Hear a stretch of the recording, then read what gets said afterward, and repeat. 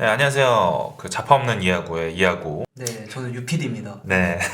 저희 둘이 처음으로 이렇게 방송을 시작하게 됐는데, 첫 방송으로 주제를 선택을 하는 데 있어서, 이번에 좀 오스카 시상식 중에서도 최고였던 시상식과 최악이었던 시상식, 이 두 네, 개를 하나씩 각자 고르는 걸로 정했는데요. 네. 사실 얼마 안 있으면 아카데미 시상식을 하잖아요. 그쵸? 네, 네. 이제 올해 아카데미 시상식이 96회인가요? 네, 96회로 알고 있어요. 이제 열리는데 음, 그걸 좀 기념해서 한번 음. 저희가 지금까지 약간 오스카 저희가 뽑은 최고의 선택, 최악의 선택을 한번 골라봤습니다. 네. 일단은 그럼 먼저 그 유희디님의 최고의 네, 오스카 시상식을 먼저 골라볼까요? 네, 저는 네. 2010년 제 82회 아카데미 시상식이에요. 음, 이때 작품상을 그 캐서린 비글로 감독의 허트로커가 받았거든요. 네네. 그다음에 이제 뭐 후보작으로는 뭐 아바타도 있었고, 네, 음, 블라인드 사이드, 뭐 디스트릭트 9, 네. 네, 언에듀케이션, 바스터즈, 시리어스맨, 업, 인디에어 같은 영화들이 있었습니다. 네, 맞습니다. 이렇게 뽑았는데 이걸 왜 제가 최고의 선택 중에 하나로 뽑았냐면은 네. 사실 아카데미 중에서는 보통 감독상이나 작품상을 보면은 좀 여성 감독이 받은 적이 많이 없잖아요. 아, 네네, 네, 맞아요. 근데 이제 캐서린 비글로우라고 하는 분이 받았어요. 물론 뭐 여성이 받았다라는 것도 의미가 있지만 네. 그것보다도 저는 사실 조금 이렇게 좀 여성이 받았다 이런 식으로 하면은 조금 너무 젠더적으로 가서 그렇게 조금 좋게 보이진 않거든요. 아, 그런데 네네. 네. 캐서린 비글로우 같은 경우는 되게 특이한 게 네. 허트로커 같은 경우는 되게 남성적인 영화예요. 네. 그리고 캐서린 비글로우가 다른 되게 좀 거친 영화들도 만든 적이 있었거든요. 네네. 그래가지고 이렇게 되게 겉으로 봤을 때는 남성적인 영화인 것 같은데 알고 네. 보니까 여성 감독이 만들었구나. 근데 네. 캐서린 비글로우라고 하는 네. 굉장히 훌륭한 감독이 만들었던 거죠. 그래서 이런 식으로 사실 조금 여성 감독은 어떤 영화를 만들 것 같다 또는 남성 감독은 어떤 영화를 만들 것 같다 약간 이런 인식이 있잖아요. 근데 네. 캐서린 비글로우의 허트로커는 그런 식의 좀 구분법 조금 편견 같은 거를 깨트린 영화 같아요. 제가 봤을 때는. 네. 그렇죠. 우리나라로 영화로 치자면 반대 버전으로 치자면은 너와 나 같은 영화가 그렇죠. 그렇다고 볼 수 네. 있겠네요. 누가 봐도 여성 감성이고 이거는 진짜 여성끼리 대화를 사소한 대화를 해본 사람만이 쓸 수 있는 각본 그렇죠. 같은데 감독님이 남성이었던 네. 그런 것처럼. 네. 뭐 요즘 뭐 PC다 뭐다 뭐 얘기가 많잖아요. 그래서 네. 좀 제가 듣기로는 아카데미에서도 조금 그런 수상 편별 기준이 조금 있는 것 같더라고요. 그러니까 네. 일정 부분 성별이 동등해야 되고 또는 뭐 인종이 동등해야 되고 성 정체성, 지향성이 어느 정도 동등해야 되는 기준이 조금 있었던 걸로 벌써 피곤해지는데요. 네. 네. 그러니까 뭐 스텝이라든지 영화의 내용 네. 그런 것도 조금 좀 PC적으로 접근을 하는 거죠. 그런 식으로 봤을 때 너무 형식적인 면에서 그 수치적으로 접근을 하려는 게 아닌가 조금 아쉬움도 많이 남아요. 근데 그런 상황에서 이제 뭐 캐서린 비글로우 감독의 허트로커, 그쵸. 네 이렇게 뭐 결과물만 두고 봤을 때는 이게 여성 감독이 만든 거라고 되게 믿기지가 않는 영화잖아요. 네, 그런데 그쵸. 알고 보니까 캐서린 비글로우라고 하는 굉장히 실력 있는 여성 감독이 이런 영화를 만들었던 거죠. 그런 점에서 한 차례 되게 신선한 영화였던 것 같아요. 네. 맞아요. 게다가 이때가 2010년이면 14년 전이잖아요. 그쵸. 그때면은 더 이제 뭐 어떻게 보면 유리천장이라고 할까? 그런 것들을 깨기가 어려운 상황이었는데 캐서린 비글로우 감독님이 네. 해내신 거네요. 그리고 맞습니다. 또 하나 눈여겨볼 게 네. 여기 조금 캐서린 비글로우랑 좀 특별했던 분이 한 분 계시잖아요. 리스트에. 그쵸. 그 전 남편이라고 해야 되죠. 전에 네. 부부였던 그 아바타로 유명하신 제임스 카메론 제임스 감독님이랑 원래 전에 부부였었는데 그 캐서린 비글로우 감독님이 이제 감독상을 수상할 때 이제 바로 옆에 있어가지고 이제 제임스 카메론 감독이 축하해 주려고 이렇게 딱 왔는데 그걸 거절하고 쌩까고 쉽게 말해 쌩까고 가버리니까 좀 허탈해하는 그 모습이 되게 인상적이었는데 그 장면도 시상식의 묘미 중 하나가 아니었나라는 생각이 듭니다. 저도 이때는 보진 못했는데 네. 아마 좀 같이 아무래도 같은 시상식이니까 같이 앉아 있었을 거 아니에요? 같은 공간에 있었을 같은 텐데. 공간에 있었는데 전 봤거든요. 네. 이렇게 다가와서 축하해 주려고 그랬는데 무시하고 그냥 가는 모습을 봐가지고 되게 민망했겠다라는 생각이 들더라고요. 뭐 미국이라 그런지는 모르겠는데 네. 만약 제가 이때 만약 봤었다고 하면은 네. 조금 불편했을 것 같아요. 저 두 사람이 저기에 막 네, 그렇죠. 그런 아무래도 생각이 들었을 것 같은데. 불편했겠네요. 그리고 또 이 중에 후보 네. 중에 아바타를 좀 눈여겨 볼 필요가 있는 것 같아요. 왜냐하면 아바타요. 네. 아바타가 물론 지금 들어서도 굉장히 명작으로 많이 손꼽히는 영화인데 그렇죠. 네.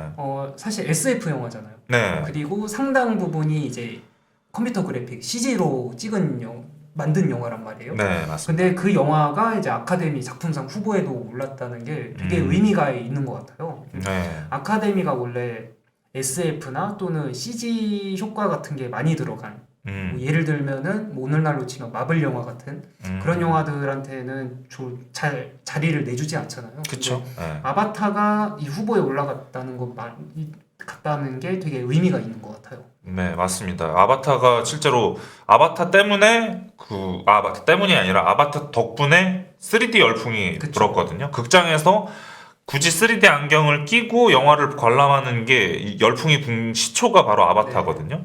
근데 이런 측면에서 보면 좀 안타까운 분도 한 분 계세요. 그 포레스트 검프로 유명하신 로버트 저메키스 감독이 원래 먼저 시도를 했었어요. 네. 근데 한 3번 정도 영화를 시도를 했다가 다 실패했거든요, 그 영화가. 근데 제임스 카메론 감독이 한 번 딱 시도했는데 바로 성공하니까 그 사람들은 다 시초인 줄 아는 거죠. 원래는 이분이 있었는데 먼저 시도하신 분이. 갑자기 그래서 그분이 좀 생각이 많이 났던 기억이 있습니다. 그런 걸 보면은 네. 사실 세상 원리가 네. 원조를 기억하는 게 아니고 네. 한 번에 잘 나간 사람, 네, 잘 나간 사람을 기억하는 것 같아요. 맞아요. 그래서 저는 오히려 더 신경이 쓰이는 것 같아요. 그런 분들이 안타까워서. 그리고 이 작품상 후보 보면은 좋은 영화들이 되게 많아요. 네. 저기 뭐 블라인드 사이드 같은 경우도 그 인종차별 문제를 좀 실화를 다룬 토대로 만든 영화인데 되게 잘 만든 영화고요. 여기서 그 여우주연상을 수상을 했잖아요. 저기 그 산드라 블록 네, 배우가. 산드라 산드라 블록 배우가 여우주연상을 수상해서 화제가 많이 됐는데 재밌는 것 중에 하나가 그거예요. 이때 비슷한 시기에 그 골든 라즈베리 시상식이 열리거든요. 그쵸. 네, 근데 거기서도 후보에 올랐어요. 산드라 블록이. 어떤 영화를 봤죠? 뭐 All About Steve인가 그 영화가 있어요. 브래들리 쿠퍼랑 함께 출연했던 코미디 영화인데 그 영화로 골든 라즈베리 여우주연상 후보에도 오르고 이번 이렇게 아카데미 시상식에서는 수상까지 한 그런 이례적인 기록을 세운 영화이기도 합니다. 한 해에 그랬던 거죠. 네, 한 해에 그랬던 거.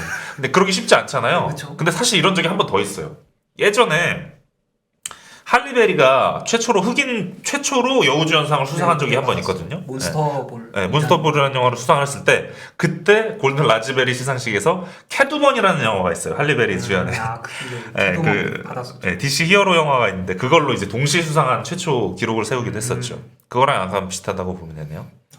저희가 잠깐 그 골든 라즈베리 네. 그걸 입고 있었네요. 네, 그러니까 그거 할 거 그랬나? 한동안 입고 있었는데 네. 뭐 그렇게 되고 네. 그다음에 다른 후보작으로는 뭐 네, 디스트릭트 9도 되게 유명하거든요. 전 예전에 그 대학교 다닐 때 PPT로 발표할 일이 있어가지고 그때 선정했던 영화가 디스트릭트 9이거든요. 너무 좋은 주제고 영화적으로도 너무 재밌는 영화여서 인상이 많이 깊은데 그 영화도 후보에 올랐었는데 그 감독님은 이게 데뷔작이 이게 대표작이 돼버렸죠. 그 이후에 너무 망작들만 만드셔가지고 안타까운데. 디스트릭트 9은 되게 재밌는 영화예요. 네, 맞아요. 재밌었고 약간 좀 페이크 다큐도 많이 섞여 있고. 네, 맞아요. 페이크 영화잖아요. 다큐. 네. 네. 그리고 또 하나 인상적이었던 게 주로 외계인이 있으면은 이제 지구에 온 거잖아요. 네, 그렇죠. 그러면 외계인이 침공하고 인간이 이제 뭐 핍박받는 그런 그쵸. 문제로 나오는데 네. 역관계잖아요. 그렇죠. 그러면서 약간 좀 이민 문제라든지 그런 식으로 좀 맞아요. 대체되는 것도 있는 것 같고. 네. 되게 신선했던 것 같아요. 네, 굉장히 신선했던 영화고요. 네. 언에듀케이션 같은 경우에는 제가 개인적으로 캐리 멀리건 여배우를 제일 좋아하거든요. 네. 여배우 중에서 그 여배우가 사실상 주연으로서의 데뷔작이라고 할 수 있는 영화거든요. 그래서 되게 학생으로 나오는데 풋풋한 느낌으로 잘 나오는 영화고요. 되게 좋은 영화라고 볼 수 있습니다. 게다가 바스터즈는 퀸틴 타란티노의 대표작이라고 할 수 있고 많은 시네필들과 또 이동진 평론가도 아마 그 최고의 그 쿠엔틴 타란티노 영화 중에 최고로 꼽는 영화가 바로 이 영화더라고요. 특히나 그 오프닝 씬에서 보여준 그 크리스토퍼 발츠 그 배우가 보여준 연기는 네. 두고두고 회자가 돼서 그 많은 영상을 통해서 보여지는 것 같습니다. 근데 확실히 이 영화를 보면서 느껴지는 게 네, 조금 대화를 통해서 약간 스릴을 쌓는 과정은 이렇게 만들어야 되는 거구나라는 걸 정석대로 보여준 케이스 같아요. 네 맞아요. 이 영화는 뭐 액션도 좋긴 좋았는데 네, 오히려 대화를 나누는 장면이 더 좋았던 것 같아요. 맞아요. 대화를 나누는데 긴장감이 긴장감. 느껴지는 거죠. 정말 수다를 길게 떠는데도 불구하고 긴장감이 느껴지는 묘한 영화였던 것 같아요. 그리고 시리어스맨은 또 코언 형제 감독 영화네요. 형제. 그죠. 뭐 시리어스맨 같은 경우에는 블랙 코미디잖아요. 네, 근데 네. 코엔 형제는 뭐 아무래도 노인을 위한 나라는 없다. 아, 그게 제일 유명하죠. 그런 영화처럼 스릴러 영화가 유명하잖아요. 네네네. 근데 사실 블랙 코미디도 많이 만들었거든요. 그래서 뭐 이 영화랑 더불어서 같이 생각났던 게 그 네. 번 애프터 리딩 버나프터 레딩 있었는데 네. 뭐 캐스팅이 화려해요. 네. 브래드 피트도 나왔었고 음. 프랜시스 맥도먼드도 나왔었던 음. 영화인데 그 영화도 되게 재밌었던 영화거든요. 어. 그래서 뭐 코인 형제의 그런 블랙 코미디. 근데 저 개인적으로는 네. 코엔 형제 영화를 제일 안 좋아합니다. 아, 왜냐면은 제가 이렇게 한때 이제 이동진 평론가 그가 꼽으신 영화들을 찾아다니면서 보던 시절이 있었어요. 그때 되게 이동진 평론가를 되게 굉장히 믿으면서 보러 다니는 시절인데 유일하게 코엔 형제 영화는 공감이 안 되더라고요. 왜 이걸 내가 왜 보고 있어야 되지? 왜 이런 영화를 만드는 거지? 나는 이 영화를 보고 아무런 감정과 느낌과 이런 것들이 안 드는데 뭐지? 뭐 모르겠다 이런 생각이 드는 영화들이 너무 많았어가지고 저랑은 좀 결이 안 맞다는 생각이 드는데 뭐 시간이 지나서 바뀌는 순간이 올지 모르겠지만 어쨌든 코엔 형제 영화에 대한 제 감상은 그렇습니다. 예, 그리고 업이라는 영화가 있네요. 업 네. 같은 경우는 픽사 영화 중에 애니메이션. 예, 최고로 꼽을 때 항상 많은 분들이 이제 언급을 하시는 영화 중에 하나죠. 픽사 영화 중에 어떤 영화가 제일 저는 좋았나요? 예전에는 한 업이라든지 좀 토이스토리 3 그 정도였는데 네. 이제 최근 들어서 좀 바뀌었어요. 어떤 걸로? 소울이란 영화가 나와서는 리스트가 좀 바뀌었죠. 네. 아, 그렇죠. 근데 저랑 비슷하신 것 같은데 저도 픽사 영화 초창기 때는 라따뚜이라는 영화 애니메이션을 되게 그죠. 좋아했거든요. 그렇게 좋아하다가 뭐 그 수많은 또 애니메이션이 나오다가 저도 개인적으로 소울을 본 순간 이거 최고다. 그 생각이 많이 들었어요. 거의 그냥 끝판왕? 네, 끝판왕 끝판왕. 같은 느낌이고 끝판왕 거의 같은 느낌. 인생 얘기잖아요. 그쵸. 인생을 통틀어서 어떻게 보면 얘기를 해주는 건데 네. 기사 영화 중에서 이런 영화를 능가할 영화가 앞으로 나올까 싶을 정도로 엄청난 영화였거든요. 맞아요. 저는 심지어 그렇게 나눌 수도 있을 것 같아요. 인생의 유아기를 인사이드 아웃으로 보고 인생의 이제 그 20대 30대 그 시점에는 소울을 보고 이제 이 노년기 때는 업을 보면은 딱 알맞지 않나 라는 생각이 그쵸. 듭니다.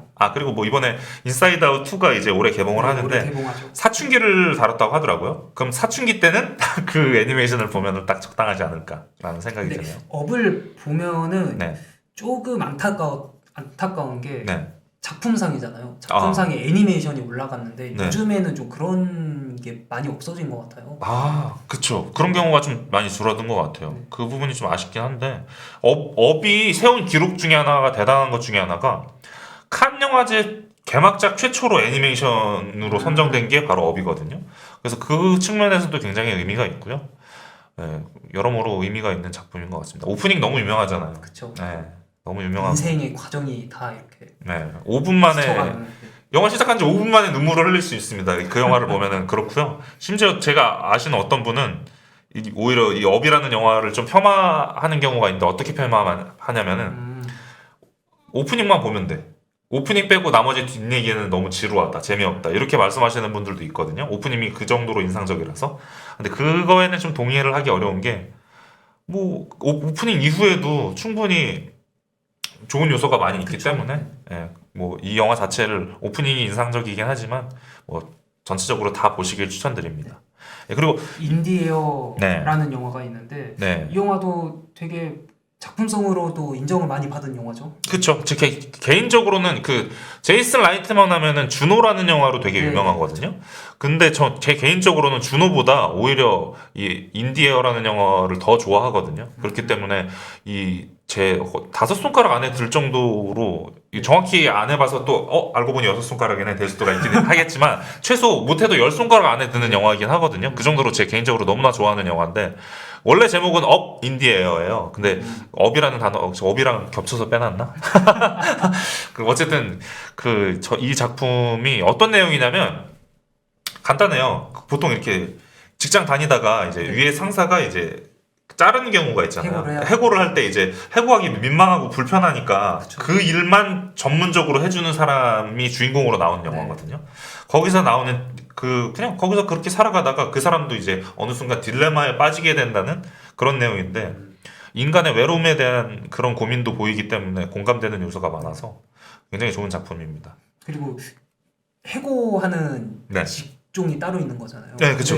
2010년인데 네. 살짝 시기상으로 좀 겹쳐 보이는 게 2008년에 네. 금융위기가 있었잖아요. 그쵸. 네. 그때 분명 많은 사람들이 조금 해고가 됐을 텐데 네. 그거랑 아마 관련된 배경이지 않을까 싶어요. 맞아요. 진짜 그럴 것 같네요. 뭐 엄청나게 해고를 하잖아요. 영화에서도. 그쵸. 네, 그래서 당연히 해고를 하니까 네. 막 싸움도 일어나고 막 뒤집어 엎고 막 네.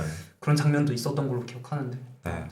네, 좀 약간 그런 되게 배경을 좀 여러 가지 주제를 전달해주는 네. 그런 영화였던 것 같습니다. 네, 정말 좋은 영화니까요. 한번 보시길 추천드리고요.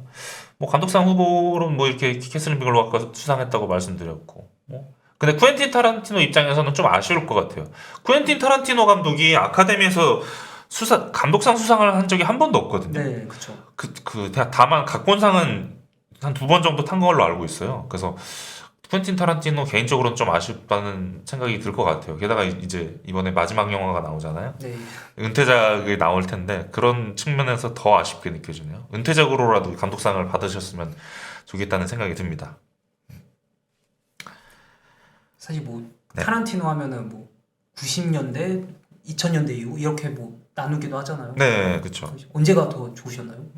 근데 저는 영화를 보기 시작한 게 좀 쿠엔틴 타란티노 초기작을 못 보고 그 이후부터 봤거든요.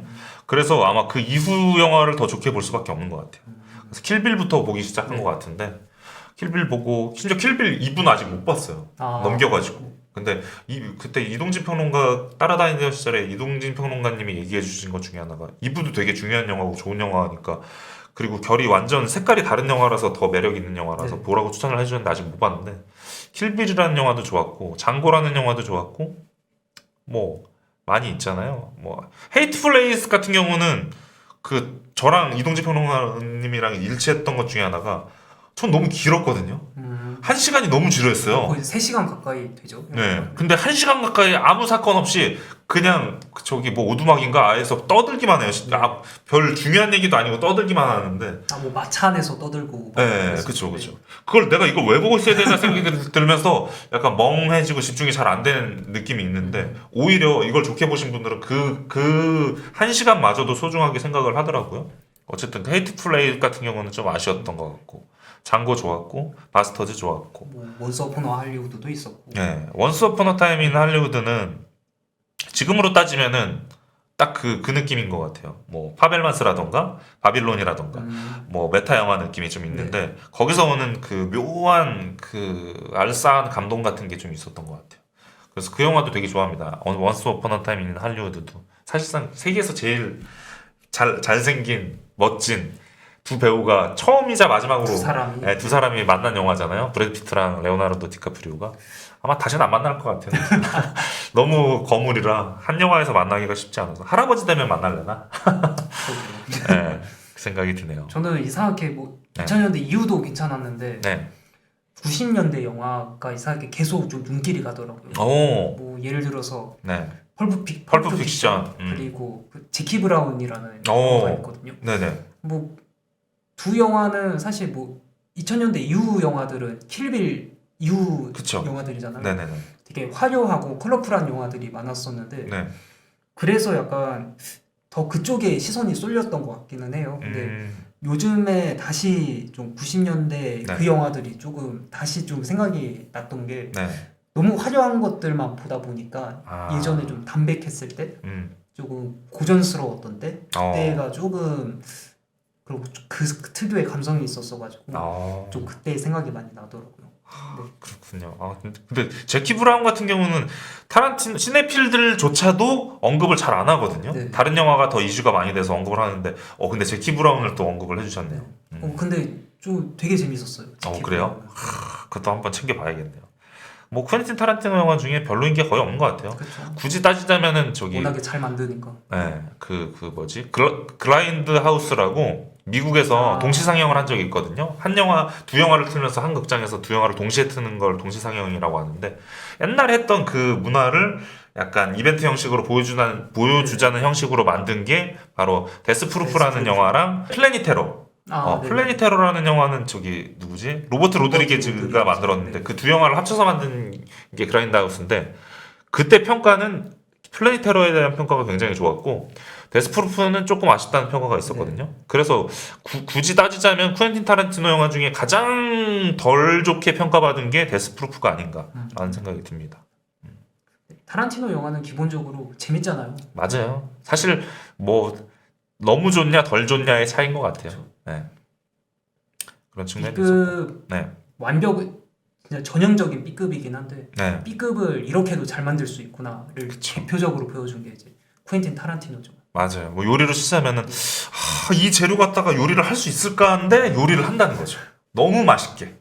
그 측면에서 진짜 대단한 감독인 것 같아요. 이번에 앞으로 나올 한 편의 영화가 마지막인데 솔직히 타란티노만큼 B급 소재를 이렇게 잘 만들 사람이 앞으로 누가 있을까 조금 아쉽기도 하거든요. 맞습니다. 맞고요. 게다가 심지어 의미심장하잖아요. 영화 제목 자체도 영화 평론가. 무비 크리틱스. 네, 무비 크리틱스.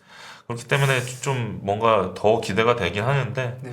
근데 퀸틴 타란티노가 생각하는 그 감독에 대한 가치관이 딱 그건 것 같아요. 박수 칠 때 떠나라. 정상일 때 떠나라. 왜냐면은 그 고전 영화 감독 중에 저는 잘 모르지만 그 감독들 중에 한 분을 언급하시면서 이 감독도 커리어 때 이때가 좋았는데 이 이후 영화들은 좀 후지지 않았느냐. 나는 그렇게 마무리하고 싶지 않다. 정상일 때 떠나고 싶다라고 해서 이번에 은퇴를 하시는 거라서 네. 뭐 본인이 그렇게까지 말을 했으니 당연히 늘 완성도가 좋았으니 이번에도 또 엄청난 영화가 나오지 않을까 라는 생각이 드네요. 근데 또 모르죠. 뭐 그쵸. 미야자키 하야오처럼 그렇게 갑자기 네. 등판할 수도 있으니까. 그쵸. 네, 사람 일은 모르는 거니까요. 뭐 하고 이제 네. 다음으로 넘어가 보도록 하겠습니다.